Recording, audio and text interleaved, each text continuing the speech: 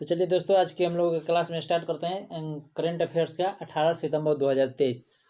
क्या current affairs है जो हम लोग आज 19 सितंबर को देख रहे हैं। तो चलिए हम लोग आज देखते हैं क्लास में क्या आपको करंट अफेयर्स का मिलता है। कुछ महत्वपूर्ण पॉइंट है जो एग्जाम के पॉइंट ऑफ व्यू से लिया जा रहा है। देखिए, इसमें आपको क्या बताया गया कि सरकार क्या बोलता है कि सरकार विश्वकर्मा योजना के तहत ऋण के लिए 8% सब्सिडी की पेशकश की। उसके बाद इलावे नील वाला रिवन ने महिलाओं की 10 मीटर एयर राइफल में स्वर्ण पदक जीता। उसके बाद देखिए आगे आप आगे कि रोहन बोपन्ना की शानदार विदाई, भारत ने मोरक्को को 4-1 से हराया। 4-1 से रोहन बोपन्ना की शानदार विदाई, भारत ने मोरक्को को 4-1 से हराया। ठीक है, चलिए आगे देखते हैं। उसके बाद देखिए क्या बोला कि भारतीय फिल्मों ने TIFF में बड़ी प्रशंसा हासिल की। भारतीय फिल्मों TIFF में बड़ी प्रशंसा हासिल की। उसके बाद देखिए कि नोवेल वॉक्स ने सर्वश्रेष्ठ डिजिटल CX प्लेटफॉर्म पुरस्कार अर्जित किया। सर्वश्रेष्ठ CX प्लेटफॉर्म डिजिटल पुरस्कार जो है अर्जित किया। ठीक, चलिए आगे देखते हैं। देखिए यहाँ पर बोला गया आपको कि साहेल राज्यों का गठबंधन यानी कि AES, साहेल राज्यों का गठबंधन में AES बोला गया। तो इसमें आपको क्या बताया गया कि माली बुर्किना फांसो और नाइजीरिया के सैन्य सेनाओं ने एक पारस्परिक तथा समझौते पर हस्ताक्षर किए। उसके बाद बोला गया कि लिपाटो गर्मा चार्टर साहेल राज्यों की गठबंधन की स्थापना करता है। लिपाटो गर्मा चार्टर साहेल राज्यों की गठबंधन की स्थापना करता है। उसके बाद आपको बोला कि चार्टर हस्ताक्षरकर्ताओं को एक दूसरे की सहायता करने के लिए बाध्य करता है। ये AES जो आपको गठबंधन किया गया राज्यों का, ठीक है, साहेल गठबंधन। चलिए आगे देखते हैं। इसमें आपको बताया गया फिर इसका उद्देश्य अपनी आबादी के लाभ के लिए सामूहिक रक्षा और पारस्परिक सहायता की एक वास्तुकला स्थापित करना है। ठीक है, चलिए आगे देखते हैं। देखिए यहाँ पर फिर बोला गया कि त्वरित तथ्य यानी कि एशिया कप 2023। देखिए एशिया कप 2023 जो हुआ था अभी फैक्ट है, तो इसके देखते हैं कि एशिया कप क्रिकेट में एक महाद्वीपीय चैंपियनशिप है। एशिया कप जो क्रिकेट में एक महाद्वीपीय चैंपियनशिप है। ठीक है, उसके बाद एशियाई क्रिकेट परिषद के 25 सदस्य। एशियाई क्रिकेट परिषद के क्या कितने सदस्य हैं? तो 25 सदस्य हैं। उसके बाद आपको बोला गया कि यह मूल रूप से हर 2 साल में आयोजित किया जाना था और ODI और T20 प्रारूपों के बीच हर 2 साल में वैकल्पिक रूप से आयोजित किया जाना था। ठीक, उसके बाद आपको बताया गया कि ACC की स्थापना 1983 में हुई थी। ACC की स्थापना कब हुई थी? 1983 में। एशिया क्रिकेट क्लब यानी कि ACC की स्थापना 1983 में हुई थी। और रोथमैन एशिया कप का पहला संस्करण 1984 में शारजा संयुक्त अरब अमीरात में आयोजित किया गया था। संयुक्त अरब अमीरात में शारजाह में 1984 में एशिया कप का पहला संस्करण आयोजित किया गया था, जिसकी ACC के यानी कि एशिया क्रिकेट क्लब की स्थापना कब हुआ था? तो 1983 में हुआ था। ठीक है, रोथमैन एशिया कप पहला जो था, रोथमैन एशिया कप का पहला संस्करण 1984 में शारजाह संयुक्त अरब अमीरात में आयोजित किया गया था। उसके बाद जय शाह एशियाई क्रिकेट परिषद के अध्यक्ष हैं। जय शाह जो है एशियाई क्रिकेट परिषद के अध्यक्ष हैं। जैसा एशियाई क्रिकेट परिषद के क्या है? अध्यक्ष हैं। फिर बोला गया कि देखिए डीप वर्ल्ड के सचिव ने फुट केयर यूनिट का उद्घाटन किया। उसके बाद बोला गया आपको कि डीपवर्ल्ड के सचिव MSJE द्वारा PDUNIPPD नई दिल्ली में एक फुट केयर यूनिट का उद्घाटन किया गया है। फुट केयर यूनिट का उद्घाटन किया गया।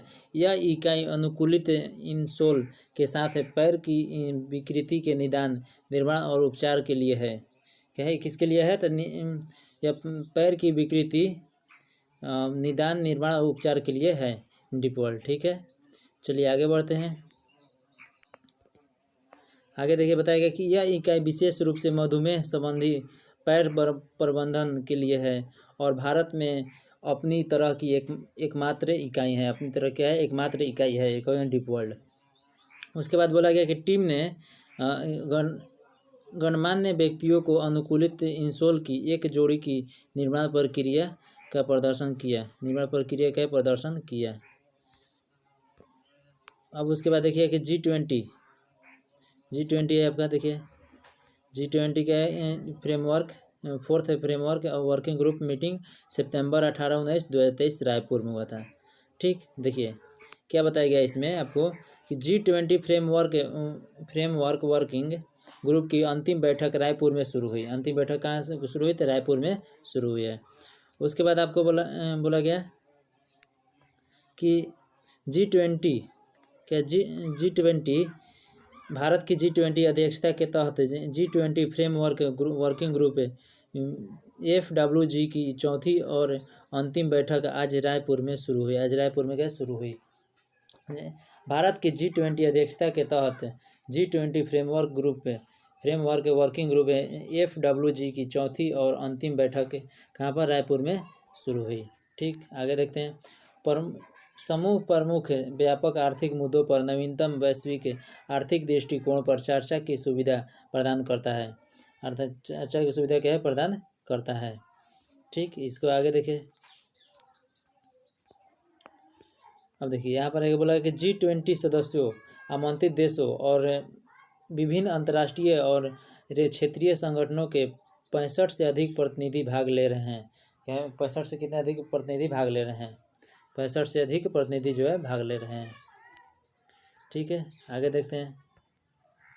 देखिए इसमें क्या बताया गया कि ये क्या है? सीतारमण है। कौन है? वित्त मंत्री से निर्मला सीतारमण जी हैं। यहाँ पर देखिए क्या, सरकार विश्वकर्मा योजना के तहत ऋण के लिए 8% सब्सिडी की पेश करेगी। 8% सब्सिडी की पेश करेगी। ये है आपका प्रमुख सुर्खियाँ है आज का। तो और देखिए यहाँ पर आपको बताया गया कि वित्त मंत्री निर्मला सीतारमण ने कहा कि सरकार पीएम मोदी द्वारा शुरू की गई PM विश्वकर्मा योजना के तहत कारीगरों को दिए गए ऋण पर 8% तक की सब्सिडी देगी। 8% तक की सब्सिडी देगी।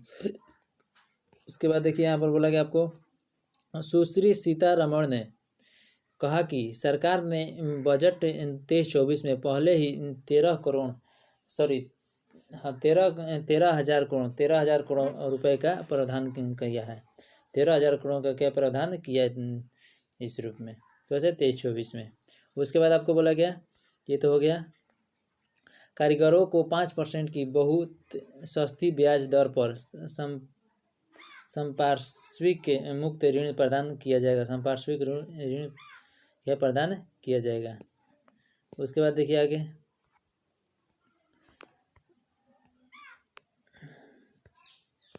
यहाँ पर देखिए आपको क्या बोला गया कि 5 सुर्खियों में आपको बताया गया था कि 18 से शुरू में आपको 5 इवनिंग सुर्खियों में, तो वहीं पर बोला गया कि इलावेनिल वाला रिवन ने महिलाओं की 10 मीटर एयर राइफल में स्वर्ण पदक जीता। कितने में? 10 मीटर एयर राइफल में क्या है? 10 मीटर एयर राइफल में स्वर्ण पदक जीता है। ठीक, भारतीय निशानेबाज एलावेनिल वाला रिवन ने ब्राज़ील के रियो डी जेनेरियो में ISSF विश्व कप 2023 में महिलाओं की 10 मीटर एयर राइफल स्पर्धा में स्वर्ण पदक जीता है। क्या है? 10 मीटर स्वर्ण पदक जीता है। किसमें? ब्राज़ील के रियो डी जेनेरियो में। किसने? तो एलावेनिल वलारिवन ने कहा कि ये जो भारत की निशानेबाज है जो 10 मीटर एयर राइफल्स में स्वर्ण पदक जीत लिया है। ठीक है, बहुत खुशी की बात है। आगे देखिए, ओलंपियन एलावेनिल वलारिवन ने फाइनल में 24 शॉट्स की अपनी श्रृंखला में 252.2 का स्कोर किया और फ्रांस की ओसिएने मूलर को मामूली अंतर से हराया। ओसिएने मूलर को मामूली अंतर से हरा दिया। किसने? तो ये आपको एलावेनिल वलारिवन ने फाइनल में 24 शॉट्स की अपनी श्रृंखला में 252.2 का स्कोर किया और फ्रांस की ओसिएने मूलर को मामूली अंतर से हरा दिया, यानी बहुत कम अंतर से उसको हरा दिया है। ठीक है, आगे देखते हैं। देखिए, आगे बताया गया आपको कि कुल 8 निशानेबाजों ने फाइनल के लिए क्वालिफाई किया। कुल क्या है? 8 निशानेबाजों ने फाइनल के लिए क्वालिफाई किया और यह एलावेनिल वलारिवन का दूसरा व्यक्तिगत ISSF विश्व कप पदक था। ये दूसरा क्या विश्व कप ISSF क्या पदक था दूसरा। किसका? एलावेनिल वलारिवन का। ठीक, चलिए आगे बढ़ते हैं। उसके बाद देखिए आपका आ गया कि अनुराग, देखिए ये है आपका अनुराग ठाकुर। तो अनुराग ठाकुर ने सिंथेटिक एथलेटिक ट्रैक का उद्घाटन किया।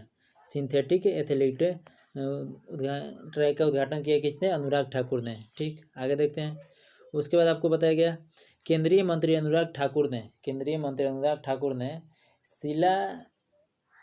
सिलारू में SAI Sai high altitude training centre में सिंथेटिक एथलेटिक ट्रैक का उद्घाटन किया। सिंथेटिक एथलेटिक ट्रैक का उद्घाटन किया कहाँ? तो किसने? तो केंद्रीय मंत्री अनुराग ठाकुर ने। कहाँ में? तो सिलारू में और Sai high altitude training centre में कहीं सिंथेटिक एथलेटिक ट्रैक का उद्घाटन किया है। चलिए आगे देखते हैं। देखिए यहाँ पर आगे बताया गया आपको कि 8,000 फीट की ऊंचाई पर बना यह देश का पहला ट्रैक है। 8,000 ऊंचाई की फीट पर बना यह देश का पहला ट्रैक है। देश का क्या है? पहला ट्रैक है। सिलारू में साई केंद्र में ऊंचाई वाला हॉकी सिंथेटिक ट्रैक भी है। सिलारू में साई केंद्र में ऊंचाई वाला सिंथेटिक केंद्र भी है। सिलारू में साई केंद्र में ऊंचाई वाला हॉकी सिंथेटिक ट्रैक भी है। ट्रैक भी है। ठीक, आगे देखते हैं। इसके बाद आपको बताया गया कि सिलारू के इस प्रशिक्षण केंद्र में पहले से ही छात्रावास हैं जिनमें 100 पुरुष और 50 महिला एथलीट रह सकते हैं। सिलारू के इस प्रशिक्षण में ट्रेनिंग सेंटर में केंद्र में पहले से ही छात्रावास हैं जिनमें 100 पुरुष और 50 महिला एथलीट रह सकते हैं। ठीक है, चलिए आगे देखते हैं। देखिए यहाँ पर आपको बोला गया यह है आपका नोबेल बॉक्स बोला यानी कि बेस्ट डिजिटल CX प्लेटफॉर्म है नोबेल बॉक्स। ठीक है, आगे देखते हैं। तो देखिए यहाँ पर आपको बोला गया कि नोबेल बॉक्स ने सर्वश्रेष्ठ digital CX platform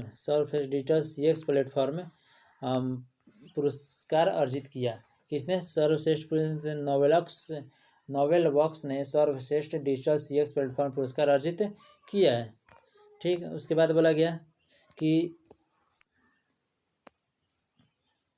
Nobel box ने मुंबई के नोवोटेल जुहू में आयोजित 5वें वार्षिक भारत CX शिखर सम्मेलन और पुरस्कार 2023 में प्रतिष्ठित सर्वश्रेष्ठ डिजिटल CX प्लेटफॉर्म पुरस्कार जीतकर एक और उपलब्धि हासिल की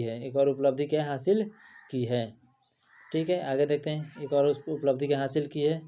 उसके बाद आपको बोला गया कि यह मान्यता नोबेल बॉक्स में की एक असाधारण डिजिटल अनुभव प्रदान करने की प्रतिबद्धता को दर्शाती है जो ग्राहकों को वास्तव में पसंद करती है। पसंद करती है। कौन से? तो नोबेल बॉक्स, ये जो आपका डिजिटल सेवा है। उसके बाद आपको बोला गया कि यह पुरस्कार नोबेल बॉक्स की ओर से श्री अमित गांधी द्वारा विनम्रतापूर्वक स्वीकार किया गया है। यह पुरस्कार यानी कि नोबेल बॉक्स की ओर से श्री अमित गांधी द्वारा विनम्रतापूर्वक स्वीकार किया जाता है। किसके द्वारा? तो श्री अमित गांधी द्वारा। किसके थ्रू? तो नोबेल बॉक्स के थ्रू पुरस्कार। ठीक है, चलिए आगे देखते हैं। देखिए यहाँ पर बोला गया कि मोदी जी ने क्या बोला कि उनके जो स्कीम है ये विश्वकर्मा योजना के तहत, तो पीएम मोदी के 73 साल के होने पर बीजेपी सेवा पखवाड़ा शुरू करेगी। बीजेपी सेवा पखवाड़ा क्या शुरू करेगी, और उसके बाद उसमें बोला कि शुरू करेगी और बीजेपी समाज के विभिन्न वर्गों तक पहुंचेगी और देश भर में विभिन्न कल्याणकारी गतिविधियों का आयोजन करेगी, क्योंकि वह पीएम मोदी के 73वें जन्मदिन के अवसर पर सेवा पखवाड़ा शुरू करेगी। सेवा पखवाड़ा जो है शुरू करेगी, सेवा पखवाड़ा शुरू करेगी। उसके बाद बोला गया कि यह अभ्यास महात्मा गांधी की जयंती 2 अक्टूबर तक जारी रहेगा। यह अभ्यास महात्मा गांधी की जयंती 2 अक्टूबर तक जारी रहेगा। ठीक है, चलिए आगे बढ़ते हैं। उसके बाद बोला गया कि पीएम खुद अपने जन्मदिन पर कई विकास पहलों के शुभारंभ के हिस्सा थे। ठीक है, चलिए आज की क्लास को इतना ही पर एंड करते हैं, और फिर नेक्स्ट क्लास में आपको अगले दिन लेकर आते हैं 20 सितंबर को करंट अफेयर्स 20 सितंबर 2023 का। और वीडियो को देखना ना भूलें और नेक्स्ट वीडियो के लिए इंतज़ार करें। ठीक है, अगर आप लोगों ने अभी तक चैनल को सब्सक्राइब नहीं किया है तो चैनल को सब्सक्राइब करें, बेल आइकन घंटी को भी क्लिक कर लें ताकि हर वीडियो का नोटिफिकेशन आप तक सबसे पहले पहुंच सके। जय हिंद, जय भारत।